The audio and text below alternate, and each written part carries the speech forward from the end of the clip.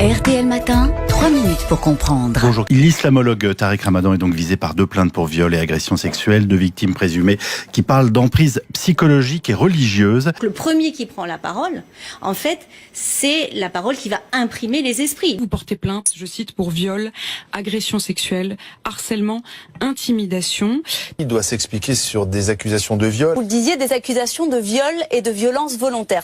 Toutes deux racontent avoir été terrorisées par Tariq Ramadan. Enda Ayari, la victime est menacée. C'est la parole qui va imprimer les esprits. Il y a la présomption d'innocence qui s'applique à lui comme à tout citoyen. Présomption d'innocence. Il est présumé innocent, circuler, il n'y a rien à voir. On ne peut pas juger avant les juges. C'est pas possible dans une démocratie. Édouard Philippe a réagi très vite en disant qu'il soutenait son ministre. Est-ce qu'il n'est pas allé trop vite? Non, je pense qu'il a compris qu'il y avait autre chose qu'une affaire judiciaire, un combat politique contre le néo-féminisme, contre ce que certains appellent une nouvelle forme de populisme, de moralisme excessif. Il y a le rôle politique de Caroline de Haas, féministe de choc, qui a relancé l'affaire et qui donc en fait un instrument, un outil de son combat politique à elle, quoi qu'on en pense. Elle est donc bien dans un combat idéologique et donc ça change la nature de cette affaire. Elle n'est pas que judiciaire. Alors, Tariq Ramadan, islamologue médiatique, petit-fils du fondateur des Frères musulmans, comment il se défend? C'est pas n'importe quoi le réseau qui est derrière Tariq Ramadan, c'est celui des Frères musulmans. Le gourou absolu de beaucoup d'islamistes. L'emprise psychologique quasi sectaire. Son public hurle au complot. Ils sont complotistes, ils sont antisémites, ils sont violents, ils sont haineux. Et ils sont eux-mêmes sous emprise. C'est une vraie emprise sectaire. Ça inclut ces femmes qui elles-mêmes dénoncent cette emprise. Enfin, je veux dire, une violence à l'encontre des femmes, oui. Dans tous les sens du terme, incluant la violence physique et la haine de l'autre, c'est-à-dire la haine des femmes en l'occurrence. La haine des femmes correspond bien au projet de société défendu par Tariq Ramadan. Ça veut dire qu'elle ne serait pas si blanche que ça, si je puis dire. Et je me demande, c'est horrible à dire, si c'est pas ce qui lui est arrivé de mieux.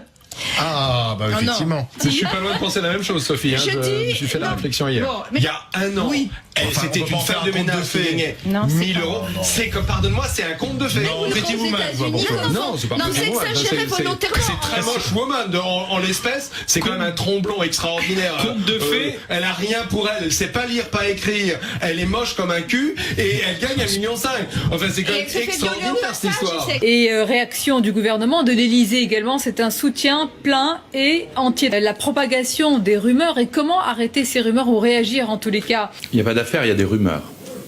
Les rumeurs, vous le savez, elles vont bon train. Les rumeurs, et moi j'ai pas l'habitude de commenter les rumeurs.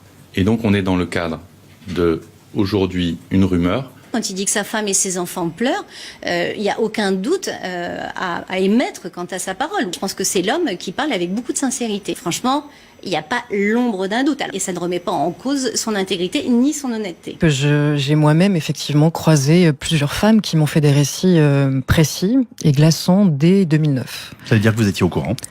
Oui, j'étais au courant Ça veut dire que vous étiez au courant?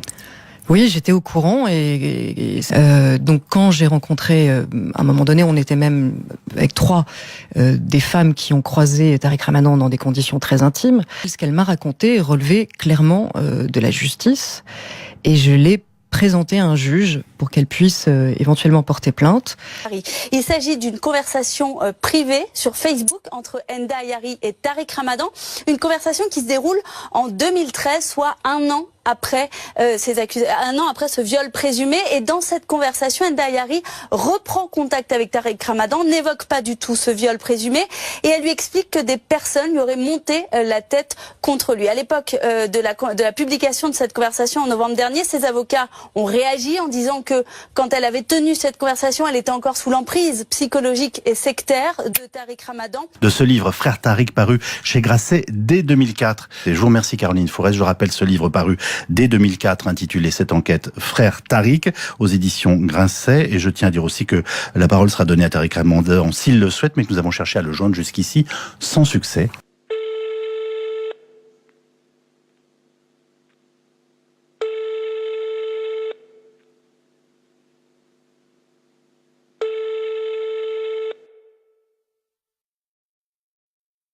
Messagerie Orange, bonjour. La personne que vous essayez de joindre n'est pas disponible. Veuillez laisser votre message après le bip.